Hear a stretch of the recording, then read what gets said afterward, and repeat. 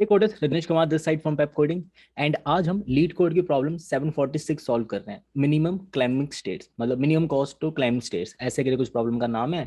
And ये जो problem है ये फिबोनाची की ही एक एप्लीकेशन है, मतलब बिल्कुल उसके ऊपर बेस्ड है। हल्का सा डिफरेंस है इसके ऊपर।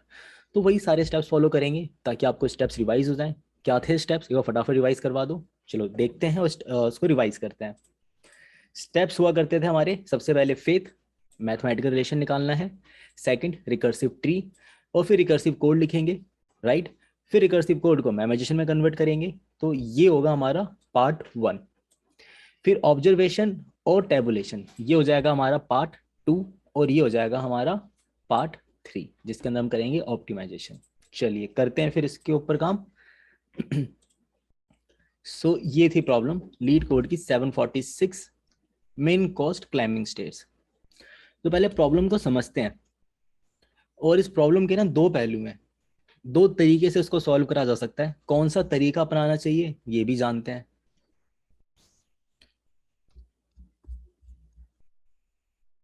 आपको ना एक इंटीजर का एरे दे रखा है जो कि कॉस्ट है। And cost of i is the cost of i step on a staircase. Once you pay the cost you can either claim 1 और 2 स्टेप। तो बेसिकली ये दे रखा है, ये स्टेयर्स हैं आपके पास। अब हर एक स्टेयर्स के ऊपर ना कुछ कॉस्ट है। जैसे कि इस वाले स्टेयर की कॉस्ट है मान लेते हैं 10 रुपए, इसकी 2 रुपए, इसकी इसकी हो जाती है 20 रुपए, इसकी हो जाती है 10 रुपए। अगर आपने इस वाले स्टेयर पे अगर आप पहुंच गए समहाउ, अगर आप यहाँ पे पहुंच जाते हो, ऑफकोर्स आप यहाँ से स्टार्ट करोगे तो पहले आपको ना 10 रुपए पे करने होंगे। अगर आपने एक बार यहाँ पे 10 रुपए पे कर दिए तो आपकी मर्जी है, आप यहाँ से एक की जंप लो या 2 की जंप लो। अगर आप एक की जंप लेते हो तो आपको दोबारा से 2 रुपए पे करने पड़ेंगे। और अगर आपने 2 की जंप ली तो आपको 20 रुपए पे करने पड़ेंगे। फिर आपकी दोबारा यहाँ पे मर्जी आती है, आप एक की जंप लोगे तो 20 रुपए पे करोगे, और 2 की जंप लोगे तो आपको 10 रुपए पे करने हैं। और आपको पहुंचना कहाँ है, आपको यहाँ पहुंचना है, इस जगह पे पहुंचना है। ठीक है। अब यहाँ पे 10 रुपए पे करो और यहाँ पहुंच जाओ, सिंपल। ठीक है। तो देखते हैं इसको सॉल्व कैसे करना है। जैसे कि अगर मैं इसी की बात करूं जहां पर ये मेरा n इक्वल टू 0 है, ये 1 है, ये 2 है, ये 3 है। तो मुझे 3 साइज का एरे दे रखा है, 4 साइज का बेसिकली, 0 1 2 3, 10 2 20 10। और मुझे बोला गया है आपको यहाँ 4 के ऊपर पहुंचना है। कैसे, कितने मिनिमम कॉस्ट में पहुंच सकता हूँ। सबसे पहले तो मुझे 10 रुपए पे करने ही पड़ेंगे। अच्छा, मेरा स्टार्टिंग पॉइंट भी दो दो है, जरूरी नहीं कि मुझे 10 रुपए ही पे करने पड़ेंगे। स्टार्टिंग पॉइंट मेरे पास दो दो है, ये देखें यहाँ पे लिखा हुआ है, you can either start from the step with index 0 or the step with index 1। अब पता है जैसे ही ऐसा क्वेश्चन आता है ना, तो यूजली लोग क्या करते हैं इन प्रॉब्लम के अंदर, वो 0 से स्टार्ट कर देते हैं सॉल्व करना। जबकि हमें पीछे से ही इसको स्टार्ट करना चाहिए सॉल्व करने के लिए। मतलब जरूरी नहीं है कि आप इसको फ्रंट से स्टार्ट करो हर बार, आप इसको पीछे से भी स्टार्ट कर सकते हो सॉल्व करने के लिए। देखें कैसे। चलिए मैं यहाँ से स्टार्ट करता हूँ। जैसे कि पहले बेसिक से समझते हैं, 0 से स्टार्ट कर रहा हूँ और मैं यहाँ से स्टार्ट कर रहा हूँ। देखो क्या होगा। अगर मैं सिर्फ रिकर्जन रिकर्जन की बात करूं और अभी के लिए मान लेता हूं कि मैं टेबुलेशन जैसी कोई चीज या फिर मेमोराइजेशन जैसी कोई चीज नहीं लगा रहा हूं, मतलब ऐसा क्यों है कि मुझे इसको ना पीछे से स्टार्ट करना चाहिए। मैं अभी के लिए मान रहा हूँ कि मैं मेमोराइजेशन नहीं लगा रहा हूँ, तो मुझे एक रिकर्जन 10 से लगानी पड़ेगी। सबसे पहले मैं 10 रुपये पे करूंगा और एक की जंप लेके यहाँ पहुंचूंगा। फिर 2 रुपये पे करूंगा, फिर 2 की जंप लेके यहाँ पहुंचूंगा, फिर 10 रुपये पे करूंगा और एक जंप लेके यहाँ पहुंच जाऊंगा। तो टोटल कितना कॉस्ट मुझे पे करना पड़ा, 22 रुपये। और 22 रुपये में मैं 4 पे पहुंच गया। भाई बात तो बिल्कुल सही लग रही है। एक तरीका और है, आप स्टार्ट करो 2 से। यहाँ से आप दोबारा रिकर्सिव कॉल लगाओगे। आपने पहले 2 रुपये पे करे और 2 की जंप ली, 10 पे गए और 0 रुपये पे करके आप यहाँ पहुंच गए। तो आपने टोटल 12 रुपये पे करे यहाँ पहुंचने के लिए, है ना। तो इसमें मिनिमम कॉस्ट आई। पर मैंने यहाँ पे भी रिकर्सिव कॉल लगाई, यहाँ पे भी रिकर्सिव कॉल लगाई। बट अब बात ऐसी आती है ना कि हम लगा लेते हैं मेमोराइजेशन, जिसकी वजह से क्या होता है कि ये रिकर्सिव कॉल बच जाती है। बट अगर आइडियली मुझे रिकर्सिव कॉल ही लगानी होती तो पता है मेरे लिए बेटर सोल्यूशन क्या था, मुझे पीछे से स्टार्ट करना चाहिए था। मुझे स्टार्ट कहाँ से करना चाहिए था, पीछे से। मुझे यहाँ से स्टार्ट करना चाहिए था n = 4 से। और 4 पे मान लेता हूँ मेरी कॉस्ट 0 है। 4 पे मान लेता हूँ मेरी कॉस्ट 0 है। 4 से कॉल जाएगी 3 के पास और 2 के पास। ठीक है। क्योंकि ऐसा ही सवाल अभी हमने करा था, लीड कोड की 70 प्रॉब्लम सॉल्व करी थी हमने, तो मैं यहाँ पे 4 पे हूँ। 4 से कॉल गई 3 के पास और 2 के पास, 3 से कॉल गई फर्दर मोर 2 के पास, 1 के पास, 1 से कॉल गई 0 के पास, 1 और 0, 2 से कॉल गई 1 0 के पास। तो देख रहे हो आपके पास ना 1 से भी स्टार्ट करने का मौका आया है, 0 से भी स्टार्ट करने का मौका मिला है, एक बार दोबारा 1 से स्टार्ट करने का मौका मिला है, एक बार फिर 1 से और एक बार फिर 0 से। तो मुझे यहाँ पे दो दो रिकर्सिव कॉल लगाने की जरूरत नहीं पड़ी, एक ही रिकर्सिव कॉल के अंदर दोनों आउटकम अपने आप ही उसके अंदर एडजस्ट हो गए। तो पीछे से स्टार्ट करने में यहाँ पे मुझे फायदा था। 1 से रिटर्न कितना होगा 10 रुपए, 0 से कितना रिटर्न हुआ 2 रुपए पे करना है। मिनिमम क्या है इन दोनों में, भाई 2 रुपए पे करने में ज्यादा फायदा है मुझे। 2 रुपए पे करके आगे गया। अब यहां से जंप करने के लिए मुझे फिर से रुपए पे करने पड़ेंगे। तो अब मैं क्या करूंगा, इसी चीज को कहीं पे स्टोर करना स्टार्ट कर लूंगा। 0 पे मुझे 2 रुपए पे करने पड़ते हैं, सॉरी 0 पे 10 रुपए पे करने पड़ते हैं, उल्टा लिखा हुआ है यहाँ पर। 0 पे 10 रुपए पे करने थे और 1 पे 2 रुपए पे करने थे। तो कहीं पे स्टोर कर लेते हैं इसी इंफॉर्मेशन को, 0 पे 10 रुपए, 1 पे 2 रुपए।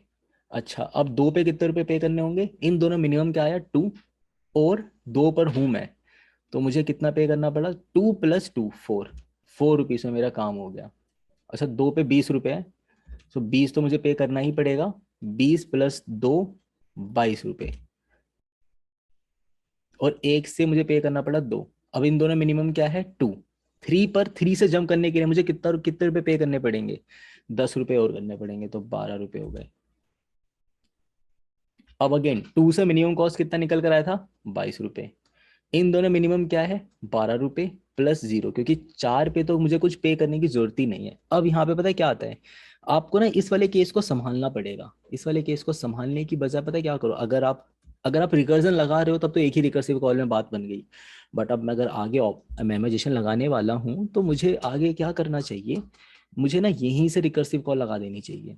और लास्ट में ना मैं क्या करूँगा, मेमोराइजेशन के अंदर डीपी ऑफ n-1 और डीपी ऑफ n के अंदर जो भी मिनिमम वैल्यू होगी ना, उन दोनों में से जो भी मिनिमम आएगा उस वैल्यू को वहां से रिटर्न कर दो। जैसे मुझे इसके लिए सॉल्व करना है ना, डीपी ऑफ 4 के लिए सॉल्व करना है, सो 4 के लिए n-1 और n-2, इन दोनों में जो भी मिनिमम वैल्यू पड़ी होगी जहां पे भी, वही मेरा आंसर है। चाहे 12 हो या 22 हो, क्योंकि 4 के लिए कॉल जाएगी 3 के पास और n-2 की कॉल जाएगी 2 के पास, इन दोनों में जो भी मिनिमम वैल्यू होगी वही मेरा आंसर हो जाएगा।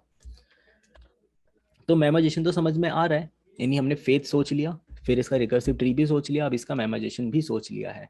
सो करना क्या था, अगेन C++ में कोड करेंगे।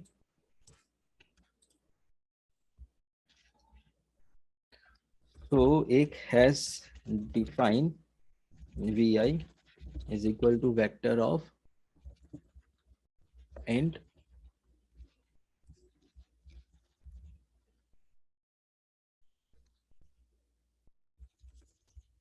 dp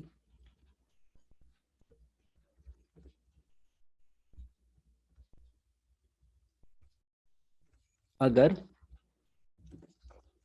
n की वैल्यू 1 या 1 से छोटी होती है तो क्या करो, dp of n is equal to, इसको रिटर्न करना है ना यहाँ पर हमें, so return dp of n is equal to cost of n। नहीं तो रिटर्न क्या करेंगे हम, dp of n is equal to min of,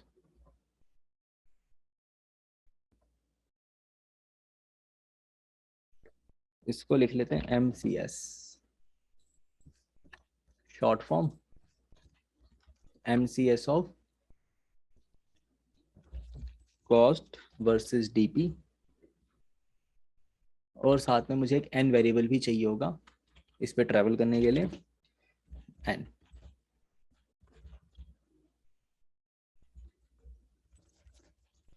n-1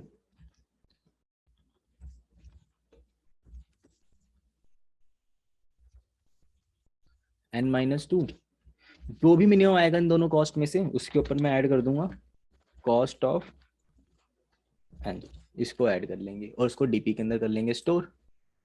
पर आंसर मुझे यहाँ पे नहीं मिलेगा, मुझे एक्चुअल में जो कॉल लगाई होगी यहाँ पर, कैसे कॉल लगाई होगी मैंने, n निकाल लेते हैं पहले तो, कॉस्ट डॉट साइज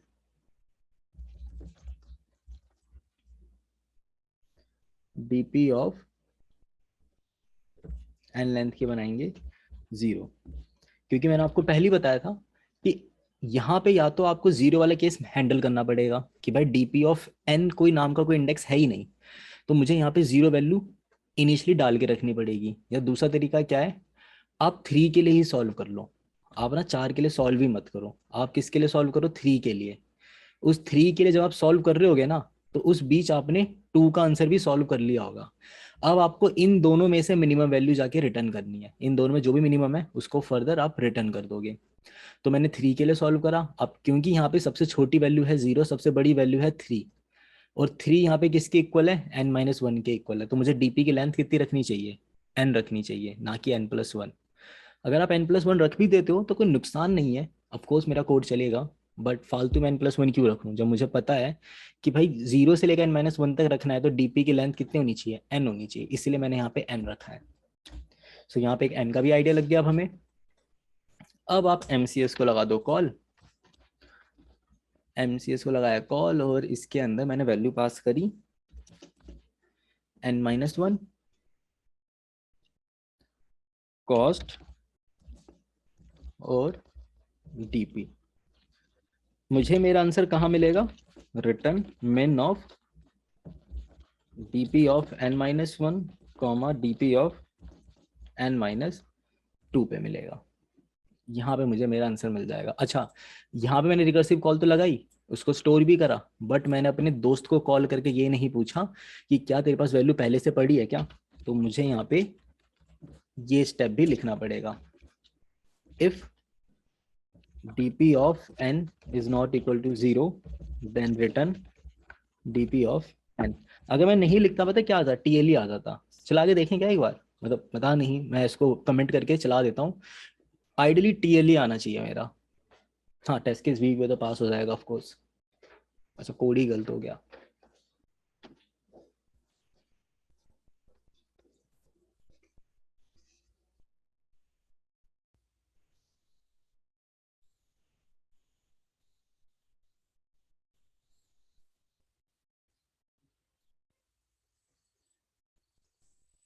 एन है, एन की डीपी बनाई है।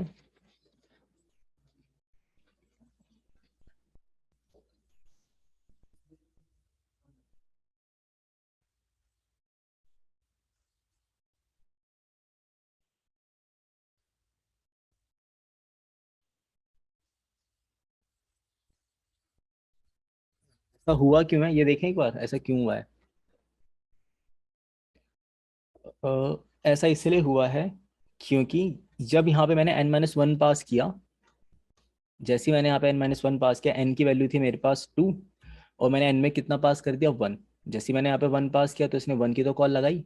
1 की देखो कॉल कैसे लगाई, कि 1 पे आते इसने बेस केस हिट कर दिया, और डीपी ऑफ 1 पे इसने स्टोर कर दिया 100।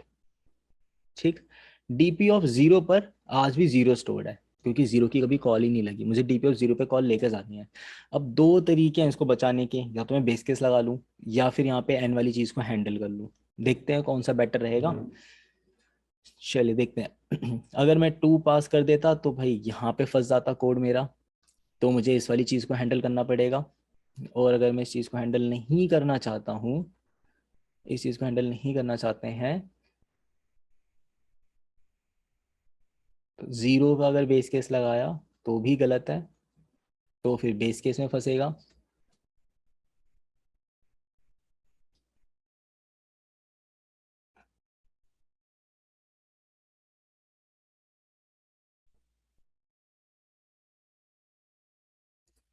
चलिए फिर, मैं यहाँ पे इफ एल्स तो नहीं लगाने वाला, यहाँ पे इफ एल्स लगा के तो फायदा नहीं है, इफ एल्स लगा के कोई फायदा नहीं है इधर। इफ एल्स से बचना चाहता हूँ मैं।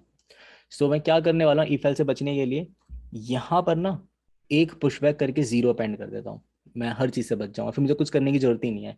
मुझे रिकर्सिव कॉल किसे लगानी चाहिए, सीधा 4 के लिए लगानी चाहिए। ये कॉल लगा देगा, ये ना मेमोजेशन में तो काम कर जाएगा, मेमोजेशन बहुत इजीली काम कर जाएगा, क्योंकि मेमोजेशन पूरा इटरेट होके ही रहता है। मेमोजेशन में चला के दिखाऊंगा, मेमोजेशन पूरा इटरेट हो जाएगा।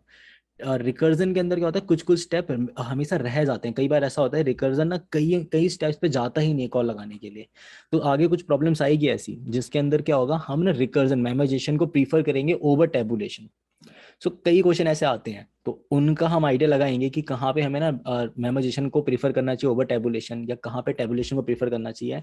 यहाँ पे बस ये जीरो वाले केस पे पहुंच नहीं रहा, तो उससे बचने के लिए हमें क्या करना चाहिए, यहाँ पे जीरो डाल दो। अब 4 पे गया, इसने 2 के लिए कॉल लगाई, यहाँ से रिटर्न होगा मिनिमम ऑफ 3 जो कि है मेरे पास 10 और 12, और मिनिमम ऑफ 2 जो कि है 22।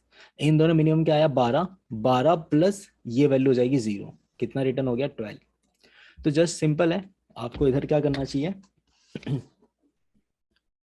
कॉस्ट डॉट पुश बैक, एक 0 कर दो पुश बैक, ओ डीपी अपना n+1 का बना लो, एंड ये n का, यहाँ सब जो भी आंसर आएगा वही मेरे आंसर का पार्ट है। हाँ मुझे मिनिमम लेने की जरूरत नहीं है। चलो अब चला के देख लेते हैं, और इसको भी रन कर लेंगे। फिर रन करने के बाद अभी मैंने इसको ऑन नहीं करा है, तो आइडियली मुझे तो टीएलई मिलना चाहिए, क्योंकि कुछ टेस्ट केस होने चाहिए इसमें बड़े बड़े।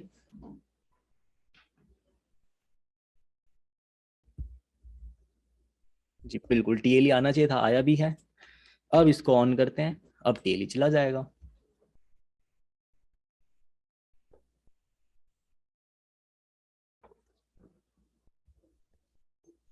ठीक है जी, टीएलई तो हमारा चला गया और क्वेश्चन भी हमारा हो गया पास। अब इसको ना फर्दर सेकंड पार्ट के अंदर हमने क्या क्या कर लिया, यहाँ पर ऑब्जर्वेशन से पहले पहले के हमने सारे स्टेप्स फॉलो कर लिए हैं। ये देखिए हमने सब कुछ सॉल्व कर लिया इधर। इसको बस मैं लेके चला जाता हूँ वीएस कोड के ऊपर, ताकि ऑब्जर्वेशन कर पाए। तो हमने फेथ, रिकर्सिव टू रिकर्सिव कोड देख लिया है। बाकी क्या रह गया है, ऑब्जर्वेशन और टेबुलेशन रह गया है, ये हम इसके पार्ट 2 में देखेंगे। तो लीड कोड 746 का पार्ट 2 अभी आने वाला है। अगर आपको ये वीडियो अच्छा लगा है तो वीडियो को लाइक कर देना, साथ ही साथ हमारे चैनल को सब्सक्राइब भी कर देना। और हाँ वीडियो पसंद आ रहा है तो कमेंट करके बताओ, अब कमेंट नहीं करोगे तो पता नहीं चलेगा तो फिर वीडियो बनाने का इंक्रेजमेंट नहीं आएगी यार। तो बताओगे तभी तो इंक्रीज होंगे ना, फिर और वीडियो बनाएंगे ऐसी, कोई बहुत मेहनत लगती है वीडियो बनाने में। तो बताओ हमें कैसी लगी आपको वीडियो। मिलते हैं नेक्स्ट वीडियो में।